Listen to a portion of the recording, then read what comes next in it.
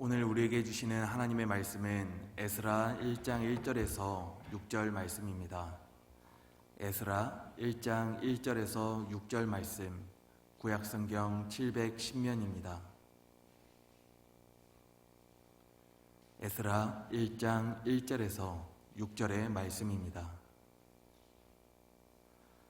바사왕 고레스 원년에 여호와께서 예레미야의 입을 통하여 하신 말씀을 이루게 하시려고 바사왕 고레스의 마음을 감동시키심에 그가 온 나라에 공포도 하고 조서도 내려 이르되, 바사왕 고레스는 말하노니 하늘의 하나님 여호와께서 세상 모든 나라를 내게 주셨고 나에게 명령하사 유다 예루살렘의 성전을 건축하라 하셨나니 이스라엘의 하나님은 참 신이시라.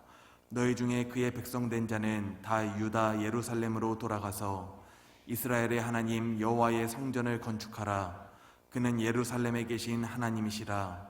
그 남아있는 백성이 어느 곳에 머물러 살든지 그곳 사람들이 마땅히 은과 금과 그 밖의 물건과 짐승으로 도와주고 그 외에도 예루살렘에 세울 하나님의 성전을 위하여 예물을 기쁘게 드릴지니라 하였더라. 이에 유다와 베냐민 족장들과 제사장들과 레위 사람들과 그 마음이 하나님께 감동을 받고 올라가서 예루살렘에 여호와의 성전을 건축하고자 하는 자가 다 일어나니 그 사면 사람들이 은 그릇과 금과 물품들과 짐승과 보물로 돕고 그 외에도 예물을 기쁘게 드렸더라. 아멘. 오늘도 우리와 함께 하시는 하나님, 역사의 주인이신 하나님을 믿습니다.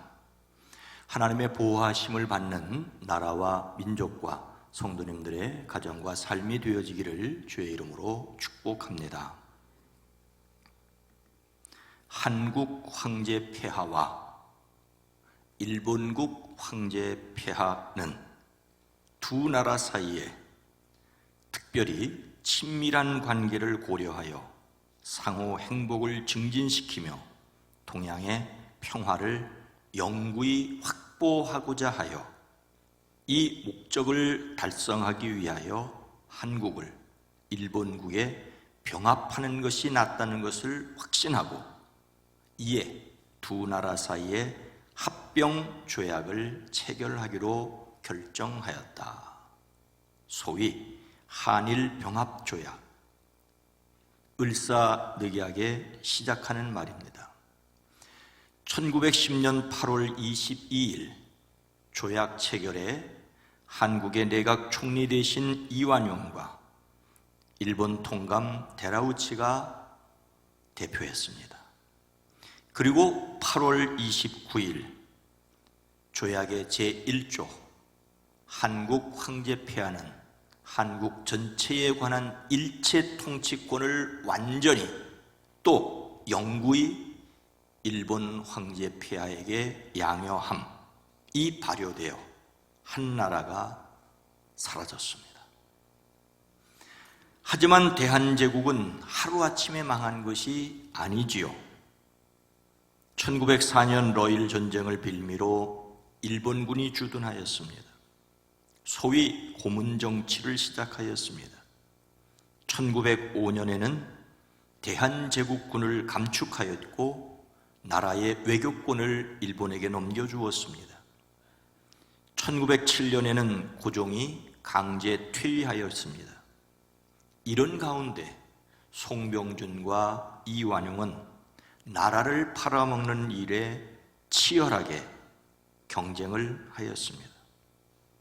그렇게 대한제국은 사라졌습니다. 그러나 백성이 사라진 것은 아니었지요.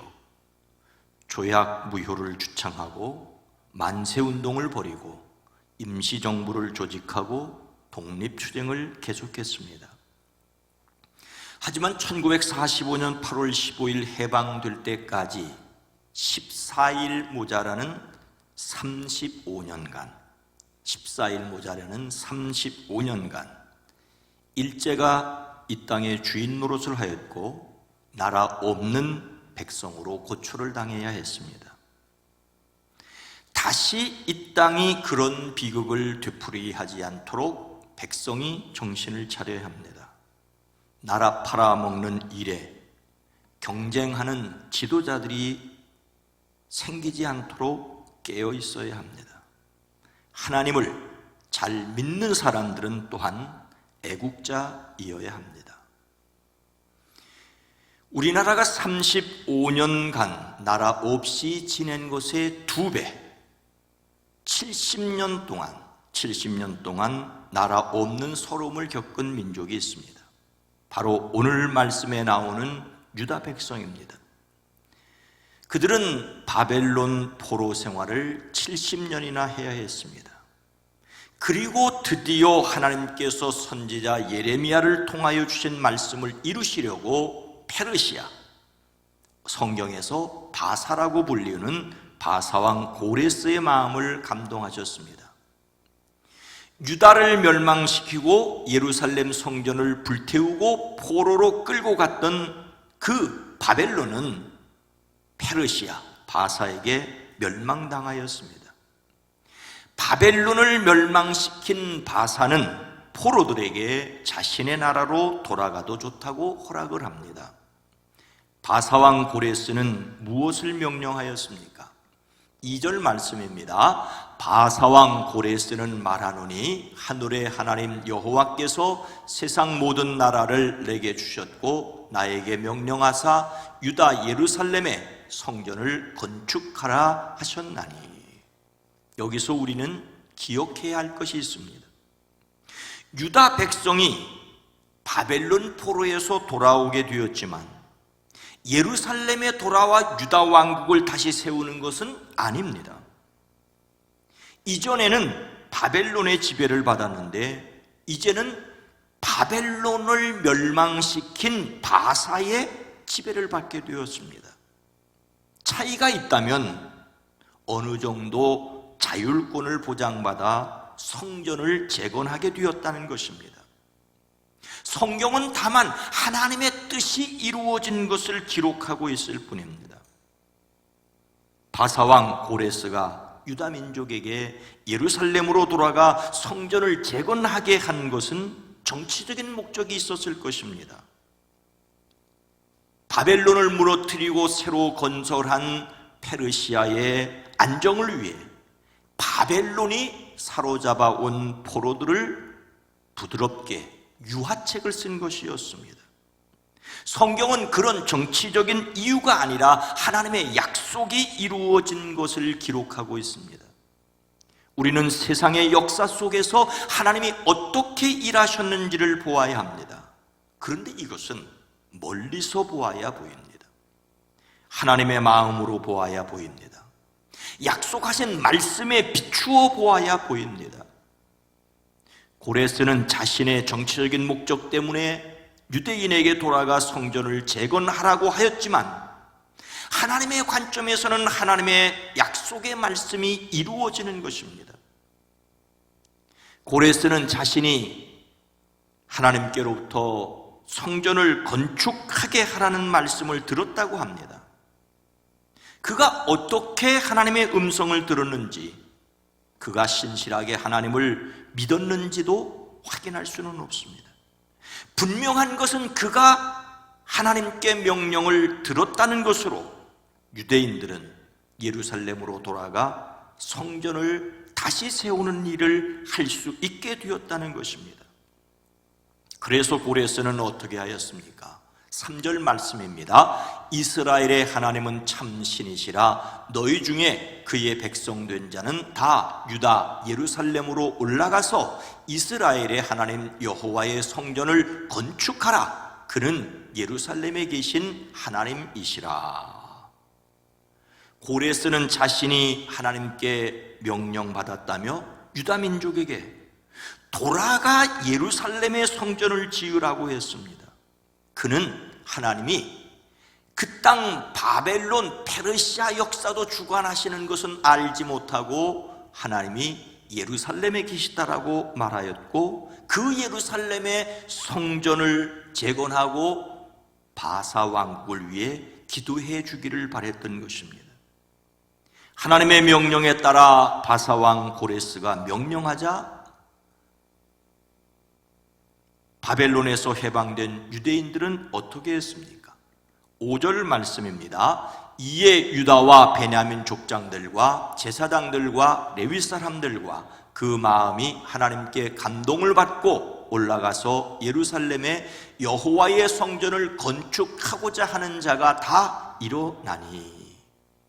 아직 유대인들은 옛 바벨론, 이제는 바사의 지배를 받는 땅에 흩어져 살고 있었습니다. 고레스가 하나님께 감동하여 유대인에게 예루살렘으로 올라가 성전을 지으라고 명령하자 유다와 베냐민 지파의 지도자들이 일어났습니다. 제사장들과 레위 사람들이 함께 예루살렘으로 올라갈 채비를 하였습니다. 이것이 제1차 포로귀환입니다. 비록 약속의 땅이요 조상들이 살았던 고국이라고 하더라도 이미 70년이라는 시간이 흘렀습니다. 바벨론에 오자마자 태어난 사람들이 70살입니다. 70살. 70년간 살아왔던 삶의 터전을 그냥 두고 예루살렘으로 돌아간다는 것은 결코 쉬운 일이 아니었습니다. 그래서 그 땅에 남아있기로 했던 사람들도 있습니다. 그 대표적인 사람이 바로 에스더 왕비지요. 그러나 돌아온 사람들이 있었습니다. 스룹바벨이 바사의 중앙정부의 총독으로 임명되어 예루살렘으로 돌아오는 사람들을 이끌었습니다. 물론 스룹바벨은 유대인이었고 왕손이었습니다. 그래서 솔로몬이 지었던 제1성전을 솔로몬의 성전이라고 하는 것처럼 두 번째 지어진 제2성전을 스룹바벨의 성전이라고 합니다. 고레스의 명령으로 바벨론 포로에서 돌아와 그들이 하였던 일은 바로 이것입니다. 포로에서 돌아와 성전을 재건하게 되었습니다. 하나님께서 애굽에서 400년간 노예살이하던 이스라엘을 모세를 통하여 끌어내시고 그들에게 시내산 아래에서 언약을 맺고 말씀을 주시고 그 말씀을 지키기를 원하셨습니다. 솔로몬을 통하여 성전을 짓게 하신 것도 말씀을 지키는 백성이 되기를 원하셨기 때문입니다. 그들이 다시 돌아와 성전을 짓는 것도 말씀을 지키게 하려는 것이었습니다. 여기에 예배당을 세우신 하나님의 뜻은 하나님의 백성을 불러 말씀을 듣고 그 약속의 말씀을 누리게 하시기 위해서입니다. 예배당을 사람으로 채우려는 것은 사람들로 하나님의 말씀을 듣게 하려는 것입니다. 코로나19 감염병이 위험한 것은 하나님의 말씀을 듣지 못하기 때문입니다. 그러나 더 큰 위기는 성도가 자신의 정체성을 잃어가고 있다는 것입니다. 하나님께서는 영원한 성전 세우기를 원하셨습니다. 그래서 성전이신 예수님께서 세상에 오셨습니다. 그리고 예수님을 믿는 사람들을 또한 성전이 되게 하셨습니다. 우리는 하나님을 믿는 자신이 하나님의 성전인 것과 성령이 자신 안에 거하시다는 것을 알아야 합니다. 자신의 성전됨을 그리스도 예수 안에서 이루어진 것을 확신하시기를 주님의 이름으로 축원합니다. 바사왕 고레스는 유대인들에게 예루살렘으로 돌아가 성전을 재건하라고 명령하였습니다.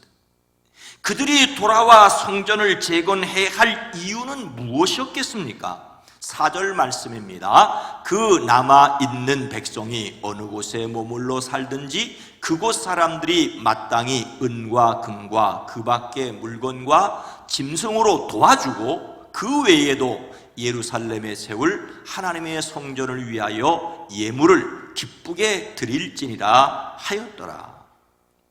고레스는 계속해서 바사에 남아있으려는 사람들에게 예루살렘으로 돌아가는 사람들을 도와주라고 하였습니다. 누구든지 귀국할 때 도움이 필요한 사람이 있으면 그 이웃에 사는 사람은 그를 도와주어라. 은과 금과 세간과 가축을 주고 예루살렘에 세울 하나님의 성전에 바칠 자원 예물도 들려서 보내도록 하여라. 유대인들을 예루살렘에서 포로로 잡아온 바벨론이 멸망하였다고 해서 다시 예루살렘으로 돌아가는 것은 쉬운 일이 아니었습니다. 예루살렘에서 살아보았던 사람들은 나이가 매우 많았습니다. 대부분 바벨론에서 태어난 사람들입니다. 그야말로 할아버지의 나라 조국으로 돌아가려는 것입니다. 그런 그들을 도와주라고 명령하였습니다. 그런데 예루살렘으로 돌아가려는 사람들을 도와줘야 할 이유가 예루살렘에 세울 하나님의 성전을 위하여라고 말하고 있습니다. 고레스가 유대인들에게 예루살렘으로 돌아가라고 한 이유가 성전 재건이었던 것처럼 예루살렘으로 돌아가는 사람들을 도와주어야 할 이유도 하나님의 성전을 위하여 예물을 기쁘게 드리도록 하기 위한 것이었습니다. 그래서 그들은 어떻게 하였습니까? 6절 말씀입니다. 그 사면 사람들이 은그릇과 금과 물품들과 짐승과 보물로 돕고 그 외에도 예물을 기쁘게 드렸더라. 바사에 그대로 남아 있으려는 사람들이 예루살렘으로 돌아가려는 사람들에게 자원 예물 외에도 은그릇, 금, 세간과 가축과 여러 가지 진귀한 보물을 주어 그들을 도왔습니다. 그 옛날 이스라엘이 애굽에서 탈출할 때 이웃의 애굽 사람들에게 은금 패물을 구하여 받게 하셨습니다. 그리고 그것으로 광야에서 성막을 지을 수 있었습니다. 이번에는 바사에 남아 있으려는 사람들이 예루살렘으로 돌아가는 사람들에게 예물을 기쁘게 맡겼습니다. 예루살렘에 세울 하나님의 성전을 위하여 예물을 기쁘게 드릴지니라. 예물을 기쁘게 드렸더라라고 하였습니다. 여기 기쁘게 드린다는 말은 스스로 원해서 드린다는 말입니다. 억지로 하는 일이 아니라 자원하여 드리니 기쁘게 드린다는 말입니다. 예루살렘으로 돌아와 성전을 짓는다는 것과 함께 중요한 또 한 가지의 사실은 그들을 자원하여 기쁘게 하여야 한다는 것입니다.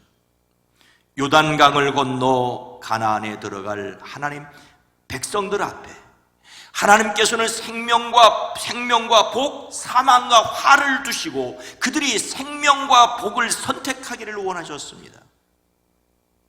하나님의 강요나 성화 때문이 아니라 스스로 하기를 원하셨습니다.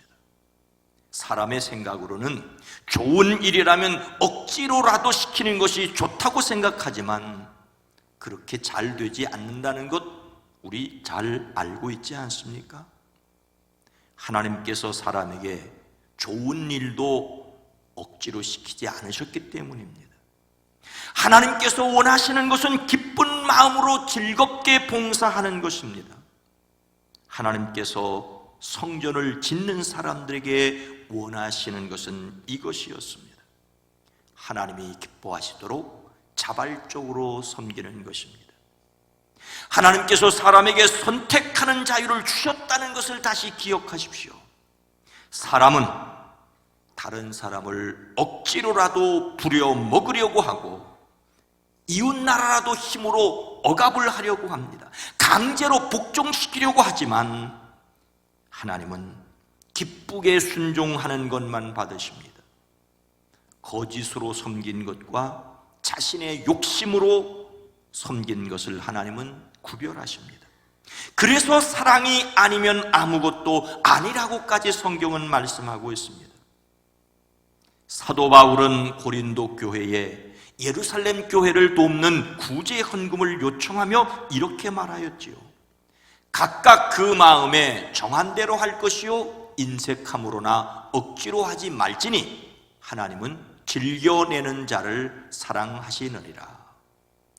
우리는 물론 자녀들에게 헌금을 드리게 하고 다른 사람을 섬기는 훈련을 시켜야 합니다. 예수님도 제자들을 부르시고 그들과 함께 멍에를 메고 배우라고 했습니다. 사도 바울은 믿음의 아들인 디모데에게 망령되고 허탄한 신화를 버리고 경건에 이르도록 내 자신을 연단하라고 하였습니다. 심지어 잠언은 아이를 훈계하지 아니하려고 하지 말라.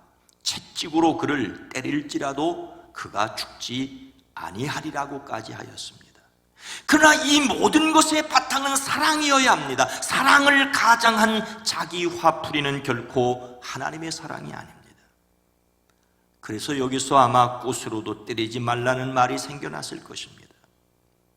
억지로 시키려고 하다가 자신도 상처받고 자식에게도 상처를 입힐 수 있지 않습니까? 그래서 역시 성령을 의지하여 기도할 수밖에 없습니다. 성령을 의지하는 사람들이 되기를 주의 이름으로 축복합니다.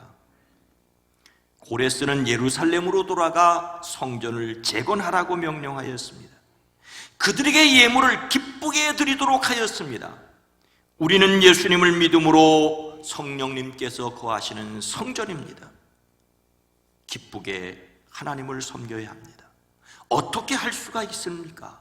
5절 말씀입니다. 이에 유다와 베냐민 족장들과 제사장들과 레위 사람들과 그 마음이 하나님께 감동을 받고 올라가서 예루살렘에 여호와의 성전을 건축하고자 하는 자가 다 일어나니, 예루살렘으로 돌아가 성전을 재건하라는 고레스의 명령이 있자 유다와 베냐민 지파의 지도자들이, 제사장들과 레위 사람들이 일어났습니다. 그들은 자신의 몸이 비록 바벨론에 있어도 마음만은 항상 예루살렘에 머물러 있었던 사람들입니다. 몸은 만주얼판을 달리고 있을지라도 마음은 조국 광복을 기다렸던 우리의 조상들과도 같습니다. 그런 사람들과 함께 예루살렘으로 돌아가기 위해 일어난 사람들이 있었는데, 그들을 가리켜 그 마음이 하나님께 감동을 받고 올라가서 예루살렘에 여호와의 성전을 건축하고자 하는 자라고 하였습니다. 지도자와 일반 백성을 막론하고 예루살렘에 돌아가 성전을 건축하려고 하는 사람들은 모두 하나님께 감동된 사람들이었습니다.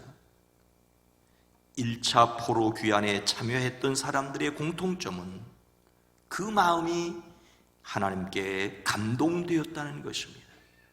하나님께서 그들의 영을 일깨워 주신 사람들이 더불어 일어났습니다. 다시 말씀드립니다. 70년 만에 예루살렘으로 돌아가려는 것은 특별한 사명감과 용기가 필요했습니다. 성전을 재건하는 것은 하나님의 마음으로 뜨겁지 않으면 결코 할 수 없었던 일입니다. 하나님의 영으로 감동된 사람들만이 희생을 무릅쓰고 하나님의 뜻을 따를 수 있습니다. 사람이 하나님의 선하신 일을 선택하고 스스로 기쁨으로 참여해야 하는데, 이 역시 하나님의 도움으로 이루어집니다. 그래서 우리 자신이 성령 받은 그리스도인임을 안다면 하나님의 뜻을 분별하고 참여해야 합니다. 성령의 도우심으로, 하나님의 능력으로. 북이스라엘이 이미 아수르에게 멸망하여 흩어졌고 남유다조차 바벨론에게 위협을 받던 바로 그 시절에 선지자 스바야는 당시 상황과 전혀 어울리지 않을 법한 예언을 하였습니다. 스바냐 3장 17절 말씀입니다. 너의 하나님 여호와가 너의 가운데 계시니 그는 구원을 베푸실 전능자이시라. 그가 너로 말미암아 기쁨을 이기지 못하시며 너를 잠잠히 사랑하시며 너로 말미암아 즐거이 부르며 기뻐하시리라 하리라.